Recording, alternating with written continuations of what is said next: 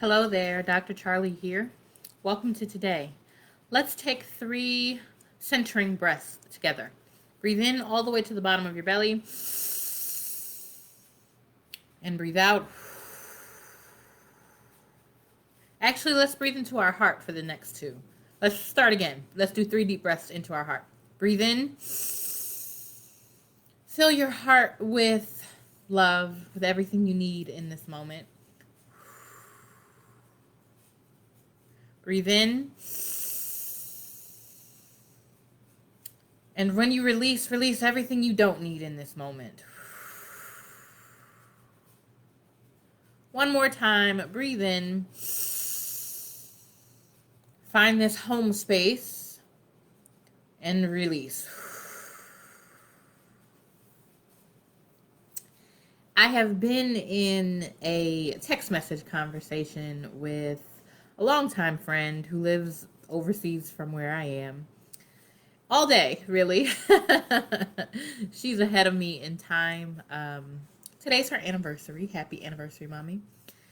So, but we've just been and we've been texting all day. We've been talking about all sorts of things, and a lot of it has been food. We are both kitchen people. In fact, many of the recipes that I get accolades for come from several of my good friends. 3 in particular, we all went to college together, and so we all know each other. So they all know each other. My nanner pudding recipe, hers was the best I've ever tasted. I added just one thing, so I like mine just a little bit better. But hers is the best that almost everybody has ever tasted. That's a recipe I get accolades for. Chocolate chip cookies. The woman I'm talking about right now. I use the recipe she introduced me to and get accolades on that. And then for like presents and chocolate, the third friend she is a chef. After coming out of business school, we're a lot of things to each other. So just good friends of mine, all 3 of them, dear friends of mine. And I get to I get to take credit for when I'm not with them.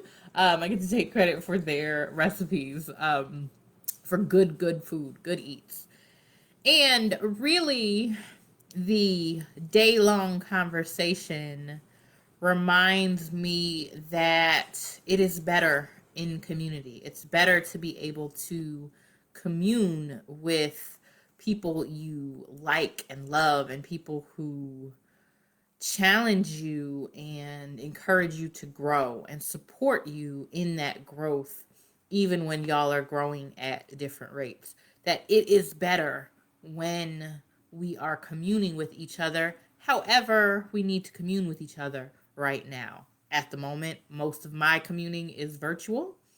And sometimes it is good to see each other's face. And right now, many people have Zoom fatigue because that's all they do is they're on these video chats all the time. I'm not, so I'm still really excited to see people's faces. um, but that is where the healing comes. If you've seen some of my last couple of videos chronologically, you will know that I am grieving the loss of another dear friend, and I feel better after communing with my good girlfriend for several hours this afternoon. And I felt better when I talked to my mom and let her know what was going on, and talked to my sister and let her know what was going on. And I feel better when I've been able to say it, when I've not had to keep it all to myself because it hurts and it's painful and it's big and it's heavy. And grief, of course, works in cycles. I'm sure my grieving isn't over. It's still pretty fresh. It's still pretty new. Um and just this is where the healing is, in the communing with others, in the spending the meaningful time and taking the time to commemorate the meaningful things.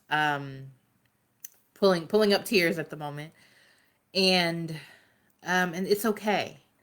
I remember once when I was in my master's program, which is women doing deep sacred work together, which is not for the faint of heart.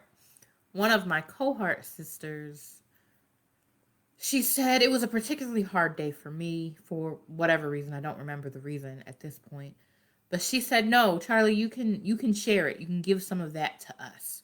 That's what we're here for. We're here to help hold you when you can't hold yourself, to help hold it when you can't hold it yourself either." And so that's really where the healing is.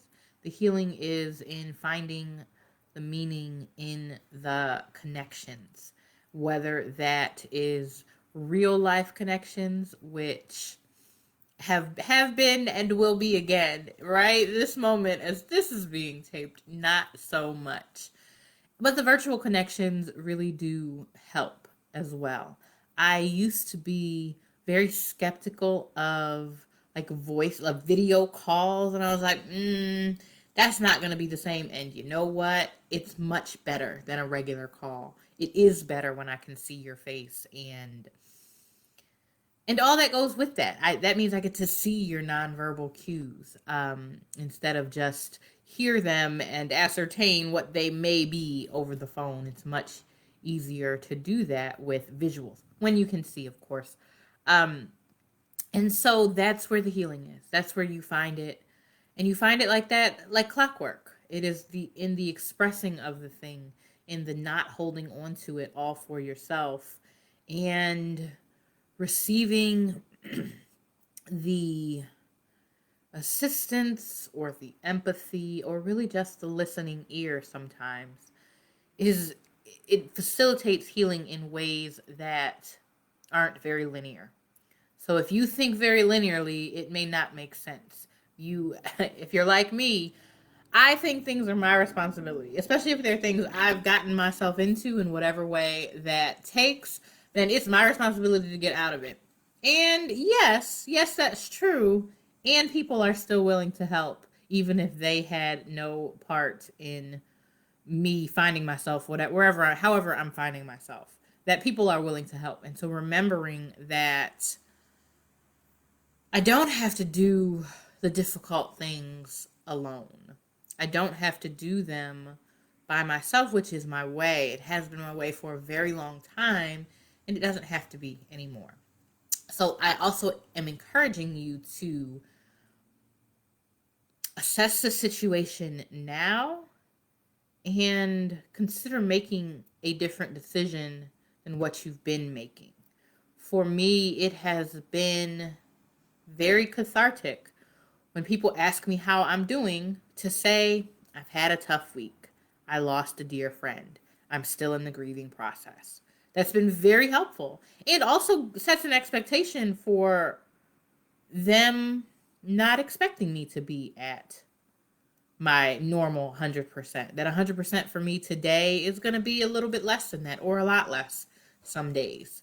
And so really doing that meaningfully and intentionally and intentfully to find that way and that space, those ways and those spaces to share the grief, to share the difficult things, to not lock myself away in a cave and think I have to do them or handle them by myself. That is my encouragement for you today.